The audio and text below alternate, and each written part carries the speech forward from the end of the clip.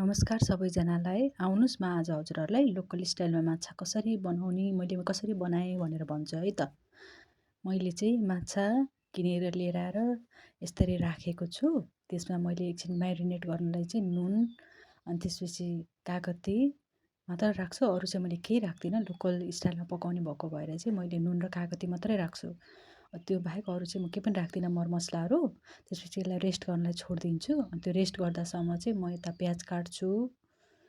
त्यसपछि प्याज काट्ने, प्याज नहाले नि हुन्छ, धेरैले चाहिँ लसुन पनि हाल्नु हुँदो रहेछ, तर मैले चाहिँ प्याज हाल्ने भएको भएर मैले प्याज पनि काटेँ। अनि प्याज काट्छु, प्याज काटेर मसलाहरू पनि पिन्छु। अनि हरियो स्वादको लागि चाहिँ हरियो खुर्सानी पनि काटेको छु मैले।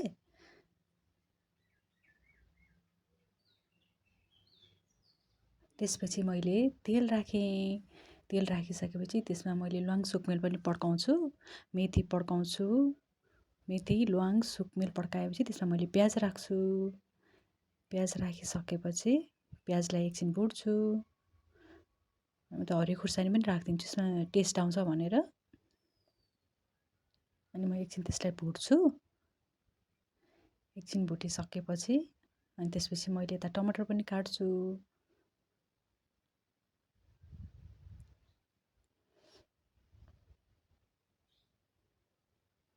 टमाटर काटिसकेर रेडी बनाउँदासम्म, प्याज पाक्दासम्म चाहिँ मैले यसमा चाहिँ मसला पिन्छु। मसलाको लागि चाहिँ मैले सर्स्यौँ हाल्छु। त्यसपछि ल्वाङ सुकमेल पनि हाल्छु, तर नहाल्दा पनि हुन्छ। मैले चाहिँ हालेको छु, धेरै राख्यो भने बास्ना आउँछ भनेर चाहिँ मैले चाहिँ थोरै 1-2 मात्र हालेको छु। त्यसपछि थोरै धनिया राख्छु।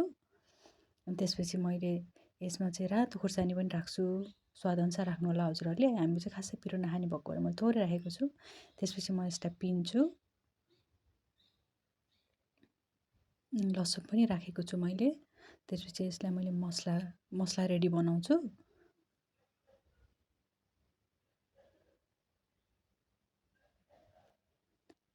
यसरी मसला पनि रेडी भयो।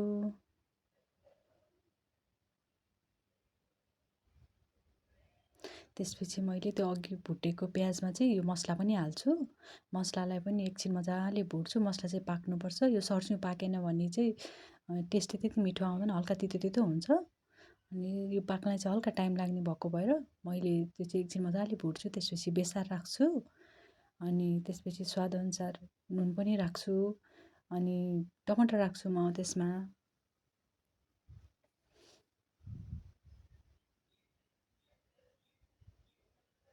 टमाटर राखिसकेपछि म स्वादअनुसार नुन राख्छु। हजुरहरूले कतिको बनाउने हो त्यही अनुसारले राख्न सक्नुहुन्छ। त्यसपछि म एकछिन यसलाई चलाउँछु।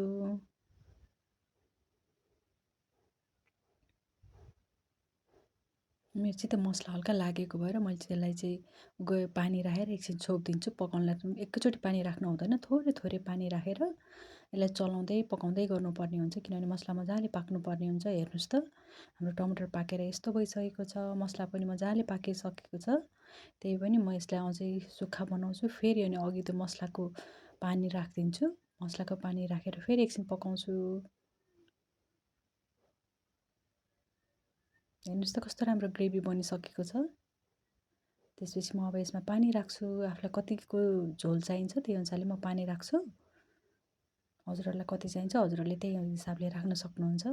मैले चाहिँ आफूलाई चाहिने जति राखेको छु। राखेर त्यसपछि यसलाई बोइल हुनलाई छोडिदिनुपर्छ। बोइल हुनलाई छोडिदिनुपर्छ। त्यसमा चाहिँ मैले हरियो कागती पनि राखेको छु। धनियाको चाहिँ त्यो डाँठ चाहिँ मैले पहिल्यै हालिदिन्छु। पात चाहिँ राख्छु, धनियाको डाँठ चाहिँ पहिल्यै हालिदिन्छु म। हालेर एकछिन बोइल हुनलाई छोडिदिन्छु। त्यसपछि यसरी मजाले बोइल भएपछि त्यसपछि हामी यसमा अघि म्यारिनेट गरेर राखेको माछा हाल्न सक्छौँ। यसरी म माछा हालिदिन्छु।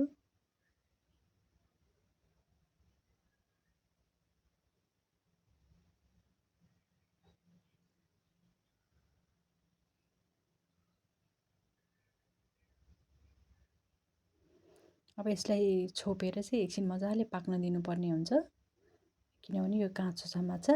काँचो भएको भएर चाहिँ मैले लोकल स्टाइलमा बनाइरहेको छु। अनि यसलाई मजाले एकछिन पाक्न दिने।